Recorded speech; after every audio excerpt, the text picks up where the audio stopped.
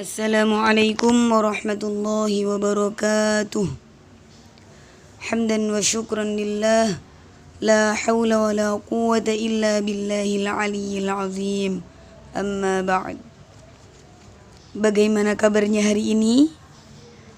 Alhamdulillah.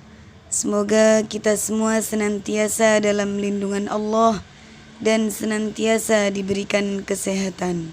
Amin.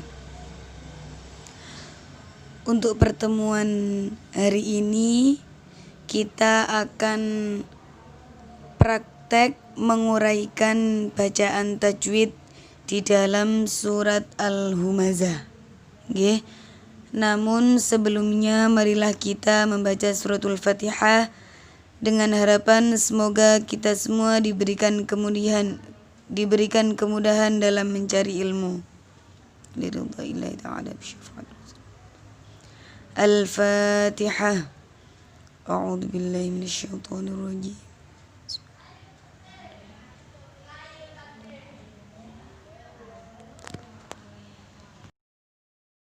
Baiklah, kita mulai untuk praktek menguraikan bacaan tajwid yang ada di surat Al-Humazah.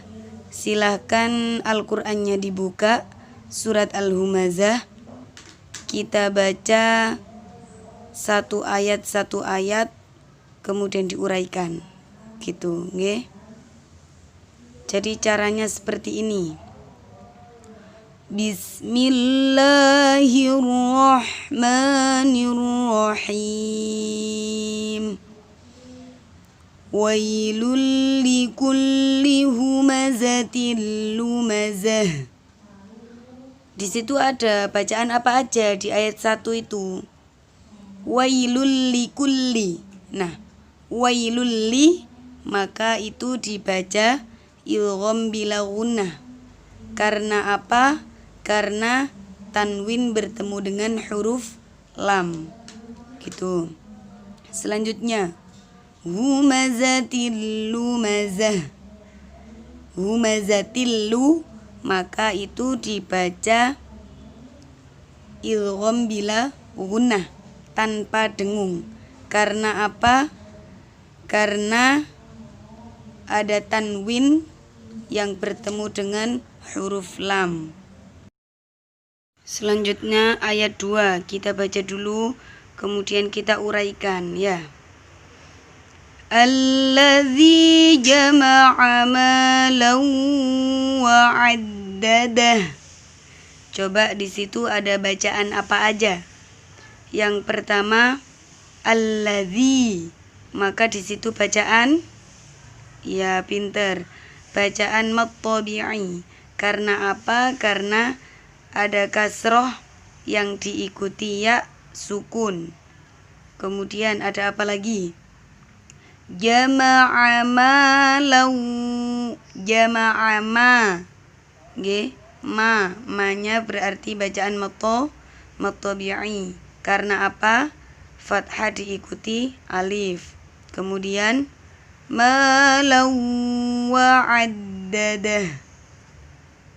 Malaw maka itu disebut bacaan idgham bi gunnah karena tanwin bertemu huruf wawu. Jadi di situ di ayat 2 terdapat 3 bacaan. Selanjutnya ayat 3. Kita baca bersama dulu.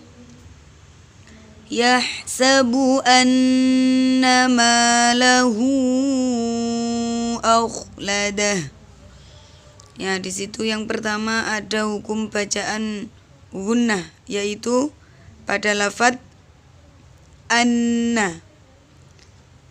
Anna berarti bacaan gunnah karena ada nun yang bertasydid ya. Nun syiddah atau nun yang bertasydid. Kemudian malahu, maka disebut bacaan mad tabi'i karena ada fathah diikuti alif. Kemudian ada malahu akhladah, itu termasuk bacaan mad silah tawilah. Ya, nggak apa-apa. Kita belum mempelajari itu. Tapi ya setidaknya ini untuk pengenalan ya. Jadi kalau ada hak dhamir yang bertemu hamzah di lain kalimat, maka disebut bacaan matsilah tawilah. Selanjutnya ayat 4. Kita baca dulu. Kalla layumbadanna fil hutamah. Mari kita uraikan. Kalla, maka bacaan mad tabi'i karena ada fathah diikuti alif. Kemudian layumbadanna, maka disebut bacaan iklab karena ada nun mati bertemu dengan huruf ba. Layumbadanna, nanya itu gunnah, dhanna karena ada nun yang bertasydid. Fil hutamah, alnya yaitu al-qamariyah. Kita belum mempelajari di situ. Kemudian ayat 5. Wa ma adraka mal hutamah. Wa ma adra, maka disebut bacaan majaiz munfasil karena ada mad tabi'i yang bertemu hamzah di lain kalimat. Adraka, maka disebut bacaan qalqalah sura karena huruf qalqalah tersebut berharokat sukun asli. Adraka, ra bacaan mad tabi'i karena ada fathah berdiri. Kemudian mal hutamah, ma-nya itu dibaca pendek jadi bukan termasuk mad tabi'i. Al hutamah, maka alnya al-qamariyah. Kemudian ayat 6. Narullahil muqadah. Na bacaan mad tabi'i karena fathah diikuti alif. Narullahi, lafadz Allahnya dibaca tebal karena sebelum lafadz Allah ada dummah. Selanjutnya al-muqadah, itu alnya dibaca al-qamariyah, jelas. Mu bacaan mad tabi'i karena dummah diikuti wawu sukun. Selanjutnya ayat 7. Allati tattali'u 'alal af'idah. Kita uraikan. Allati bacaan apa? Bacaan mad tabi'i karena kasroh diikuti ya sukun. Kemudian 'alal af'idati, alnya al-af'idati itu al-qamariyah, jelas. Selanjutnya ayat 8. Innaha 'alaihim muqsadah.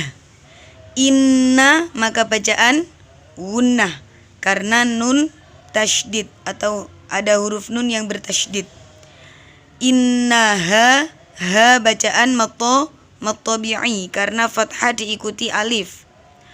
Alaihim, alai, maka dibaca mad lain atau mad len karena apa? Karena fathah diikuti ya sukun.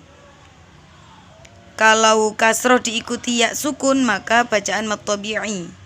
Kalau ini alaihim, fathah diikuti ya sukun, maka disebut bacaan mad lain.